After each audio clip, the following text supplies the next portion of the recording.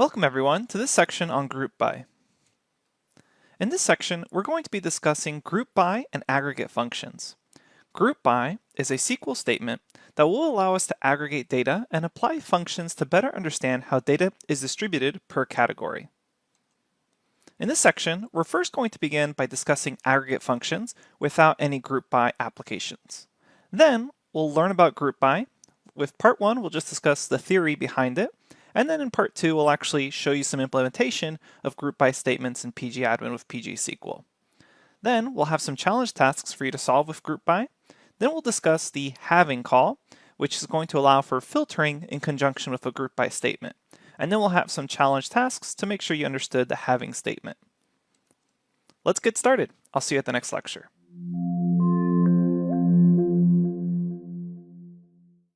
Welcome back everyone. Before we discuss group by operations, we should understand aggregate functions in general. SQL provides a variety of aggregate functions, and PostgreSQL is no exception to that. And all the functions we see here are available in any major SQL engine.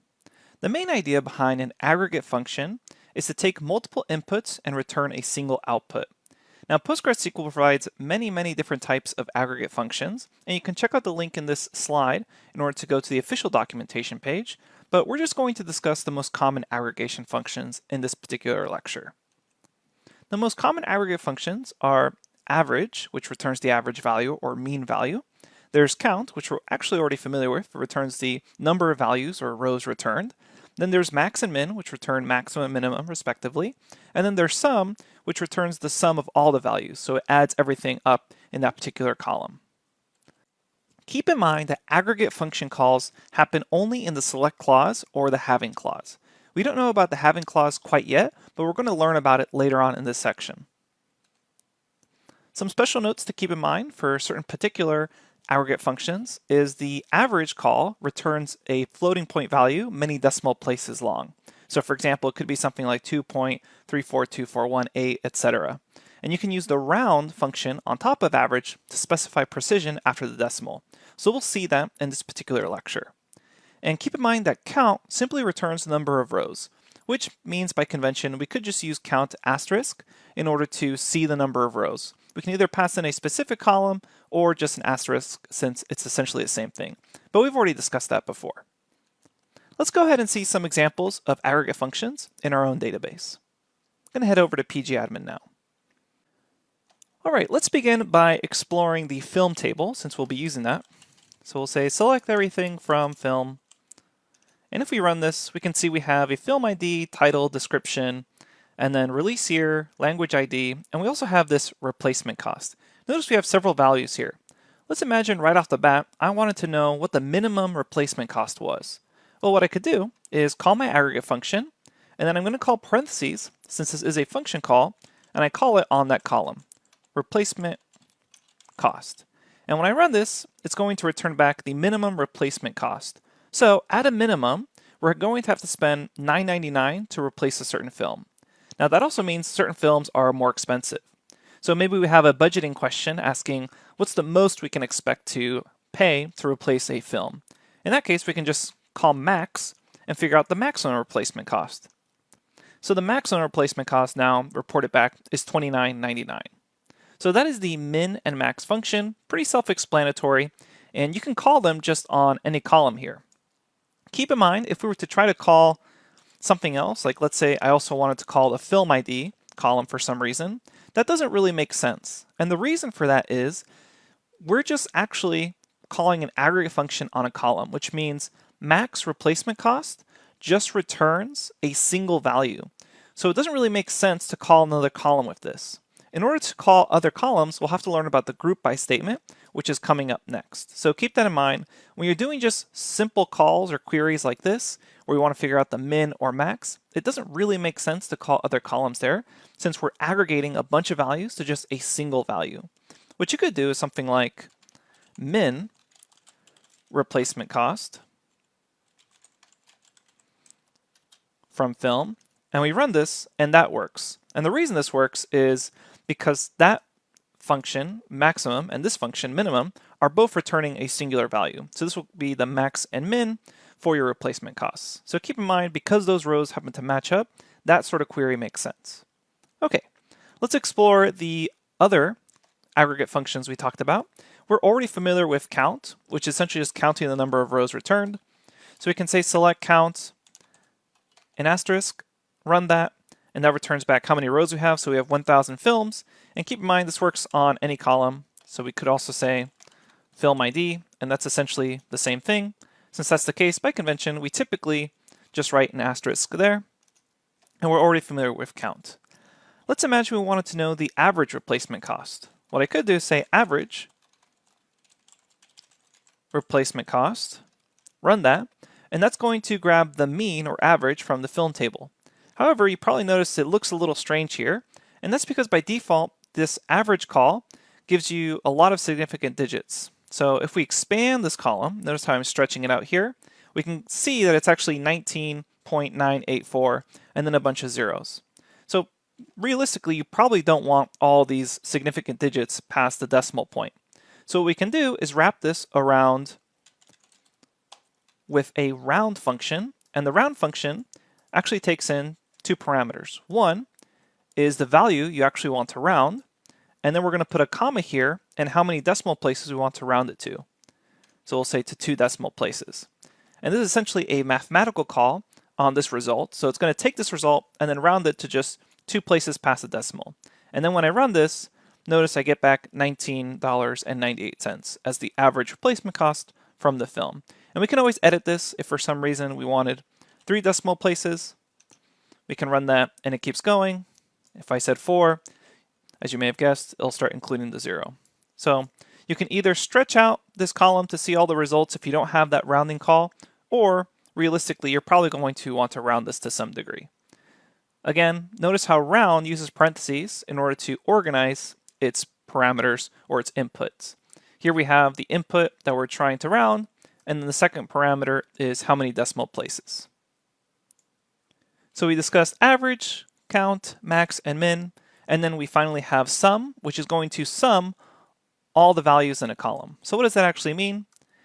If we take a look at our table again, select everything from film, let's imagine for some reason we had to replace every single film. So we were opening a duplicate store and had to replace every single film. So we needed to figure out the total sum of the replacement cost column. What we can do is say sum replacement cost. We run this, and it would cost us $19,984 to replace all those movies. And if we think about this value for a second, it actually makes perfect sense. Recall that when we were taking the average replacement cost, it was 19.984. And here, we're replacing 1,000 movies with the average replacement cost, so which means the sum of the replacement cost should equal the average times the actual amount of movies we have. So that's essentially 19.984 times 1,000 movies, which means, again, the total cost to replace all the films would be $19,984. All right, so those are the aggregate functions by themselves. That's average, count, max, min, and sum. You can hit the slides and check out the link for more complex aggregate functions, some of them which we will go over in later lectures. But right now, these are really the most common ones you should know right off the bat. And coming up next, we're going to see how we can use this in conjunction with group by to create very powerful queries. I'll see you at the next lecture.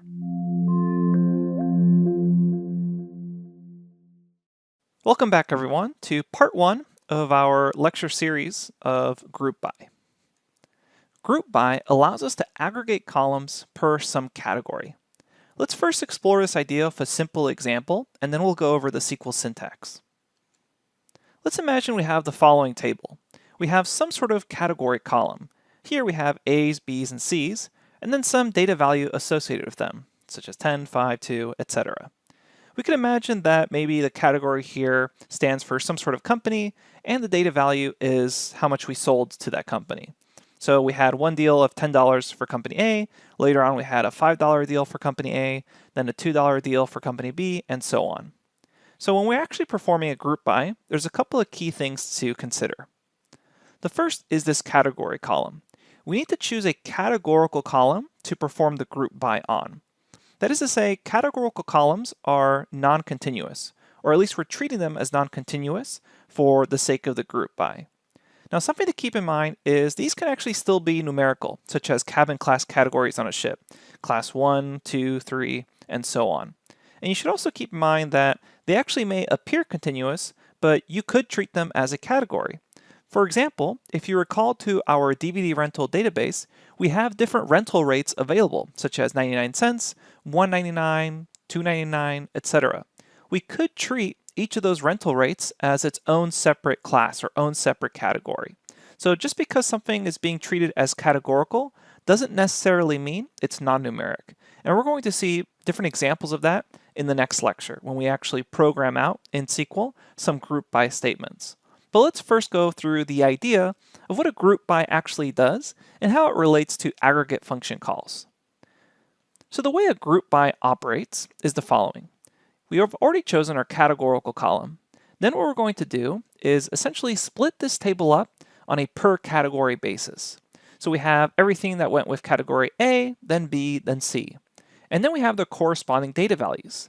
Recall that an aggregate function takes in multiple values and reduces them back down to one single value, such as the sum function can take in all these values per category or grouped by category and then return back their sum. So the total sum of sales to category A was 15, 6 to B, and then 18 to C. And we could do this with any of the aggregate functions that we just learned about. For example, we could take the average data value per category, 7.5, 3, and 9. We can even do something like a count per category. In this case, there was 2 rows per category, so they're all the same, 2, 2, and 2. So let's actually explore the general syntax. So the most basic group by call looks like this. We select some sort of category column or something we've deemed to be categorical, and then we choose to perform some aggregate function on the data column. So AGG here is just some placeholder for some aggregate function on some data column. We select it from the table, and then immediately after that, we call group by that category column. So the group by clause must appear right after a from statement or right after a where statement. So if you want, before you do the group by, you can filter things out using a where statement. So here we see just grouping everything together by the category. But if we wanted to, before we actually execute that group by, we could have done a where statement, essentially saying something like where category column is not equal to A, essentially ignoring all the A categories before we went ahead and did the group by. So the thing to keep in mind is the group by either has to come directly after a from statement or directly after a where statement. Now, one of the most important things to realize when learning about group by is the following. In the actual select statement, columns must either have an aggregate function call on them or be themselves in the group by call. So what does that actually mean?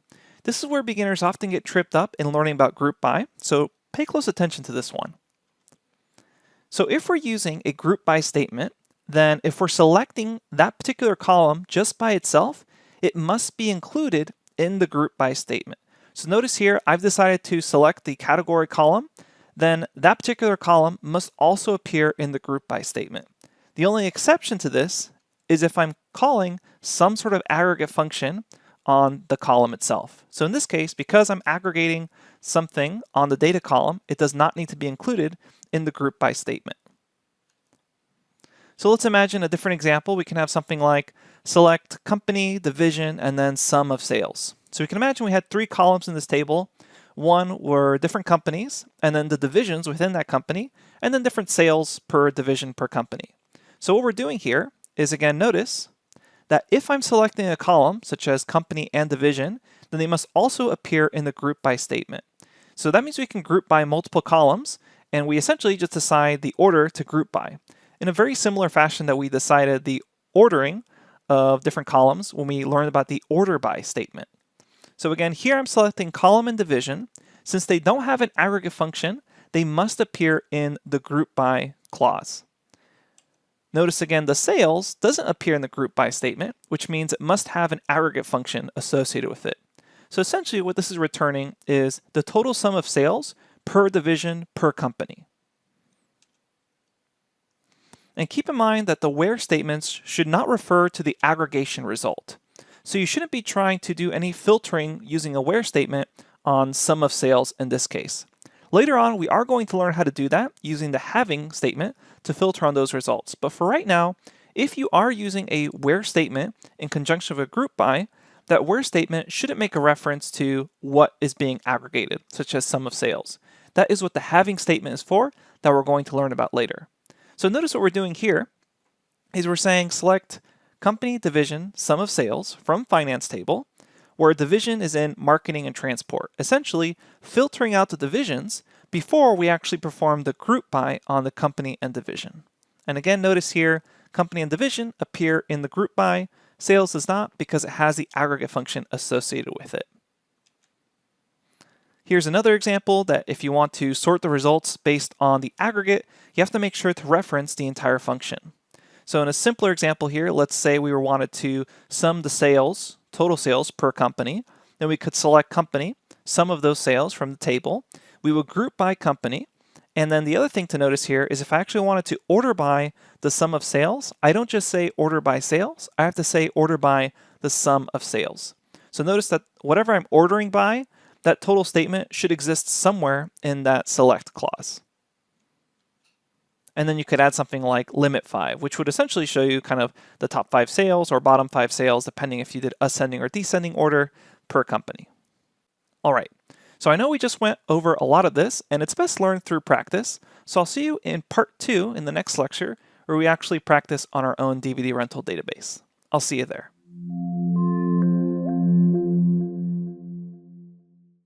Welcome everyone to part 2 of our lecture series on the group by statement.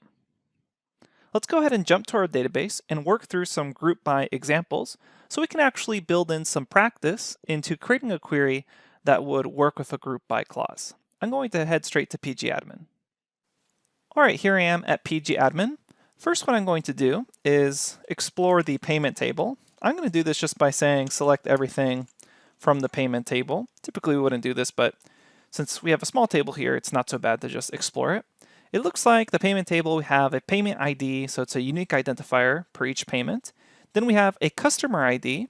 So notice here, it's categorical. So even though this is a number, this is essentially the actual customer ID. So this is customer 341, and you can see he's visited multiple times and rented out multiple things. And he had different interactions with different staff. So we also have a staff ID, which is also a numeric, but we can treat it as a class. Since it's a kind of a category here, we can think of this almost as the name of the staff person. In the same way we can think of customer ID as here we have kind of a named identifier per customer. Then we have the rental ID here, essentially what movie was actually rented. Later on we'll learn how to join this rental ID column to the actual film column to see what actual film is being rented. And then we have the amount on that particular transaction as well as the payment date. So let's do the simplest group by possible, which is to group together the actual customer IDs. So what does that actually mean? Well, I could say select customer ID from payment, group by customer ID. So if I run this, this is actually essentially the same thing as selecting the distinct customer IDs. This is a bit of a roundabout way to go about it, but if you think what we're doing here, we're just kind of aggregating all the customer IDs together. And we're not performing any aggregate functions on any other columns, so we just get this list of customer IDs. And if I wanted to, I could add an order by statement here to order by that same column, and essentially I just get the customer IDs here that we have in the payment table in order. So nothing too crazy here, and this is not a typical use case for group by, but it's the simplest group by possible of just selecting the column and then grouping by it, which is actually the same as essentially selecting the distinct values of that column. What's probably more helpful is to do this in conjunction with an aggregate function on another column. Let's imagine I wanted to answer the question, what customer is spending the most money in total? Well, what I could do is take the sum of the amount column in conjunction with grouping by customer ID. So if I run this, I can now see the total sum that every customer spent. And then if I wanted to actually order this, I would say order by, and I can't just say order by amount, I have to say order by the sum amount, since that is truly what this column is. It's not just the amount column, it's a total sum of the amount column per customer ID. And a lot of times the word per really helps beginners understand what the group by is doing. So I can read this as the total sum amount per customer ID. And I'm going to run this, and now I can see this is in order. And we can change it from ascending to descending if we want with ASC or DESC.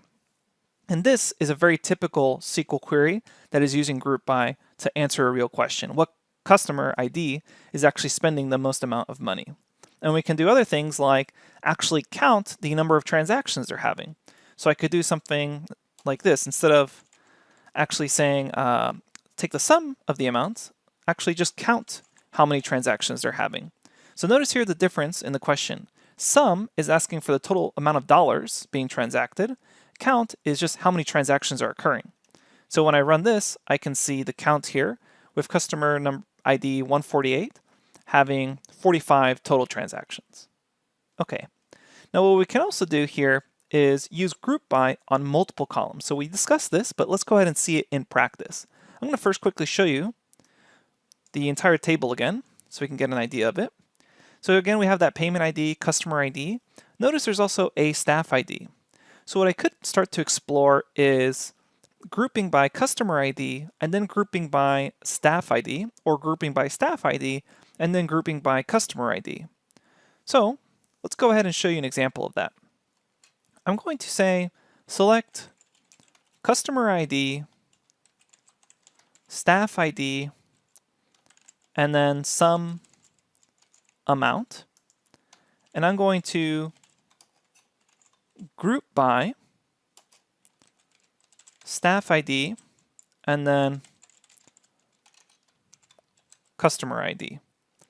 So if I just run this, what's happening here is it's telling me the total amount spent per staff per customer. So that means customer number 1 spent $60.85 with the staff ID person number 1. And what I could do if I wanted to is order by the customer ID. So when I run this, I can now essentially see how much each customer spent with each staff member. So in this case, it looks like customer 1 spent $60.85 with staff ID number 1, and then $53.85 with staff ID number 2. Something to keep in mind here is while the group by order does matter as far as how you're grouping things together, the actual select statement, that order doesn't really matter. So I could, if I wanted to, organize the results by staff ID first, and then by customer ID. So if we just see those results, I'll go ahead and remove the order by just so we can see those raw results here. But here, I'm essentially not changing any information. So we still see staff ID, customer ID, and then the total sum per customer. And then if you wanted to, you could either order by staff ID, run that, and I can see all the ones here. And then we could kind of do a sub-ordering by customer ID. And so I can see staff ID 1, and then it's transactions with 1. Staff ID 1 is transactions with 2, etc. Or I could order by customer ID, run that, and now notice I see customer ID is ordered, but it's ordered and centered here in the middle. So keep that in mind. All of these are essentially showing you the same information, but it's up to you how you actually want to display it. So most often, you're going to actually select things in the same order that you're grouping by in. So keep that in mind. And then ordering by, it's up to you depending on what kind of question you're trying to answer.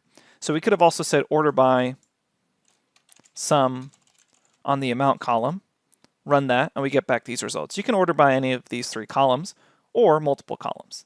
But the main thing to note here is that I can group by multiple columns. Okay. The last thing I want to point out, and we will learn about this in much more detail later, is when you do a group by on a date column. So if we take a look at select everything from payment, notice that we had a payment date, which was a timestamp. Because it's a timestamp, it not just has the date information, but the time as well. So it has the hour, the minutes, the seconds, etc. So if we actually want to perform a group by a date, we have to call a specialized date function to convert the timestamp to a date, and then we can actually group by that. So what I'm going to show you is that function first. We can say select date from payment date, and we will learn a lot more about dealing with timestamps later on.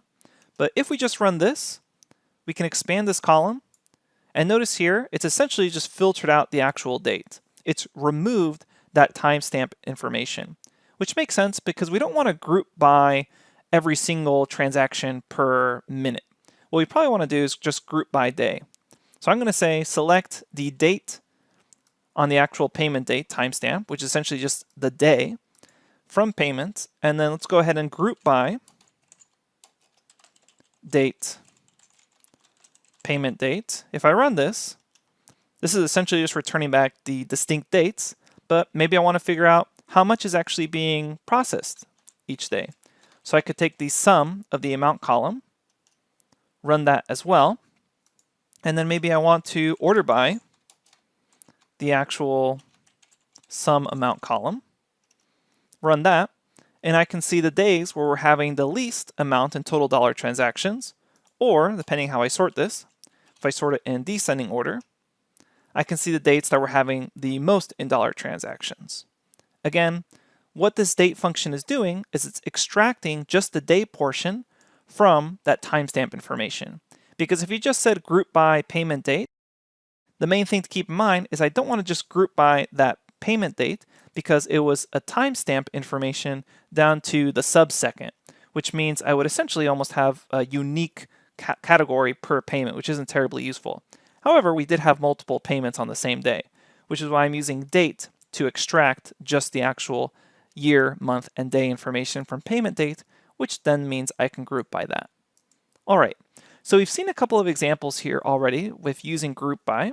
What I want to do is give you a couple of challenge tasks, and these challenge tasks are probably going to be a bit harder than what you've encountered before because we are making a bit more of a leap in learning about group by as far as what operations and queries we are now capable of. So keep that in mind. These challenges won't be as simple as the ones we saw before, but hopefully they give you a good run for your money. All right, I'll see you at the next lecture where we present the group by challenges.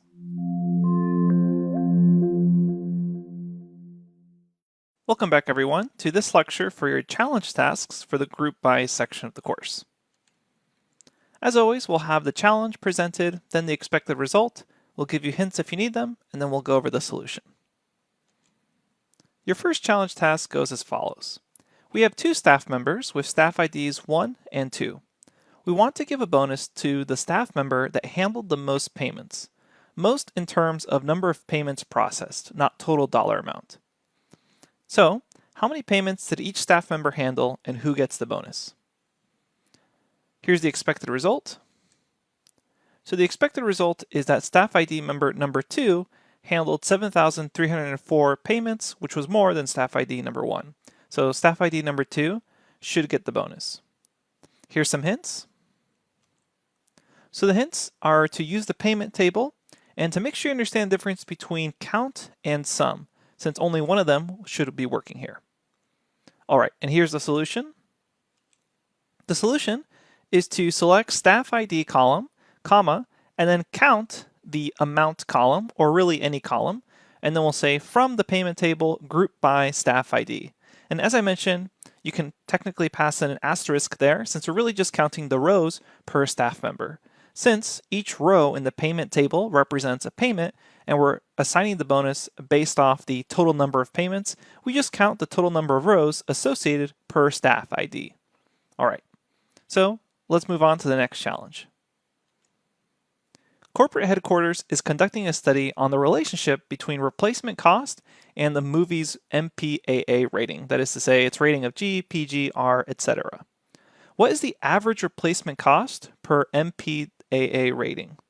Note, you may need to expand the average column to view the correct results. Okay, here comes the expected result. So the expected result should look something like this. We have a rating, and then its associated average replacement cost per rating. Here comes some hints. The hint is to use the film table and to also recall that average returns back many significant digits, so you can either stretch out the column as you just saw, or you can use the round function to fix this issue. And here comes the solution. So the solution is to select the rating column and then apply the average function on the replacement cost column, from the film table and then group by rating. As we previously mentioned, the just average function produces many significant digits past the decimal point. So if you wanted to, you could pass this into round and then only select 2 places past the decimal. And here's our last challenge. We're running a promotion to reward our top 5 customers with coupons. What are the customer IDs of the top 5 customers based off total expenditure or total spend? That is the actual dollar amount. All right, here's the expected result. So the expected results are these 5 customer IDs, and here are their total amount expenditures. This should feel pretty familiar. We did something very similar to this during the actual lectures. Here are some hints in case you need them. So the hints are to use the payment table and use order by. And recall, you can order by the results of an aggregate function. And you may want to use limit to view just the top 5 results. Here comes the solution. So the solution is to select the customer ID column and then take the sum of the amount column from the payment table, group by the customer ID, and then order by some amount in descending order. And in this case, we just wanted the top 5, so we also added limit 5. All right, that's it for your challenge tasks. Hopefully they weren't too bad. Coming up next, we're going to discuss the halving clause. I'll see you there.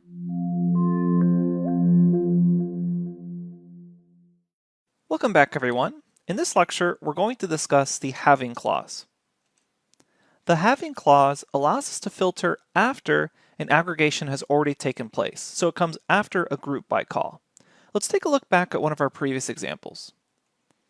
Let's imagine this very simple query where we're selecting some sort of company column and then taking the sum of the sales column from some financial table where we group by company. So we're aggregating sales per company. Now we've already seen we can filter before executing the group by with a where statement. For example, here I could put a where right before my group by and say where company not equal to Google, because maybe I don't want to include Google in my final results. So that's okay because the company isn't being aggregated in any sort of way. It is in the group by statement. However, it's not having an aggregate function being called on it. So I can use where. But what if we actually wanted to filter based off the sum sales? So keep in mind that since we're calling sum on sales, that's not going to happen until after that group by statement is executed all the way at the bottom, which means we cannot use where to filter based off aggregate results because those happen after the actual where statement is executed. So if after performing the group by and calculating the sum of sales per company, I wanted to then perform an additional filter on that result based off the sum of sales, I could add the halving clause. So halving allows us to use the aggregate result as a filter along with a group by. So you can essentially think of this as a where statement, but only for something that is being aggregated through the group by. And hopefully you can see that connection quite clearly here. So again, here I'm able to now filter based off that aggregate result of sum of sales in my halving clause. So here I'm saying, do the filter of the where, and then after you group by, go ahead and do another filtering where we're having the sum of sales greater than some number like $1,000. So you would end up with a query that looks something like this. All right, let's explore some examples of halving in our own database. I'm going to jump to pgadmin now. All right, here I am at pgadmin. I'm going to work through a very similar example that we just made up. Let's first check out our payment table. So select everything from payments, go ahead and run this. And we're already familiar with this. We have the customer ID, staff ID, etc. Let's go ahead and take the total sum amounts for a customer. So we'll say select the customer ID and then take the sum amount from payments, and we will group this by customer ID. So we can run this, and this all works out fine. I already know that if I, for some reason, wanted to filter out certain customers, I could say something like this, where customer ID, and maybe I wanted to say not equal to, or I could say something like not in some list of IDs. Like, let's go ahead and remove 184, 87, and 477. We run this again, and no problem, you saw that now those no longer exist here in the results.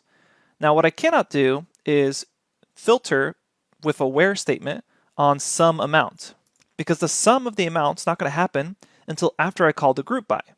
So what I'm going to do then, let's go ahead and remove this where example to simplify things. I can say after the group by having some amount, and let's just say greater than 100. So we go ahead and run this, and we can check out the results here, and now you'll notice everything's been filtered, so all the sums are now greater than 100. You should also notice, just like when we were using order by with an aggregate function on a column, we have to actually specify some amount. We don't just say amount. Let's explore using having with a count call instead of just a sum call.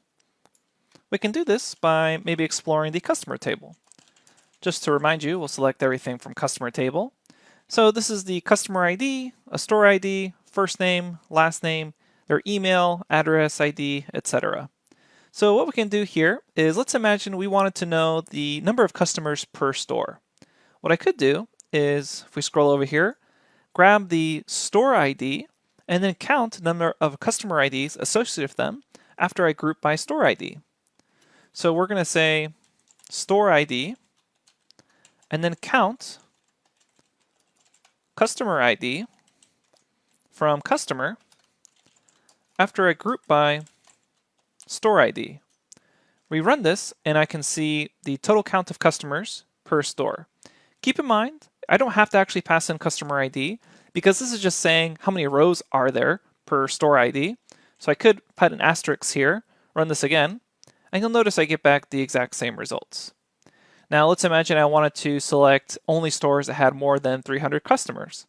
Well, in this case, I'd have to filter based off something that's already been aggregated. So I can't do that with where, but I can do it with having. So I can say having a count asterisk greater than, let's say, 300, and that's essentially performing the filter after the group by. And keep in mind, depending on how you want to think about this, you can switch out an asterisk there for customer ID, and it will perform the exact same. So customer ID, run this, we get back the exact same results. It's up to you which one's easier to read. Here, if you come back to this quite clearly reads as number of customers grouped by store, where the number of customers is more than 300. If we just left an asterisk there, then we'd have to remember that the customer table represents all the customers per store there. Okay, so let's go ahead and test your skills. In the next lecture, we'll give you some challenges with the having clause. I'll see you there.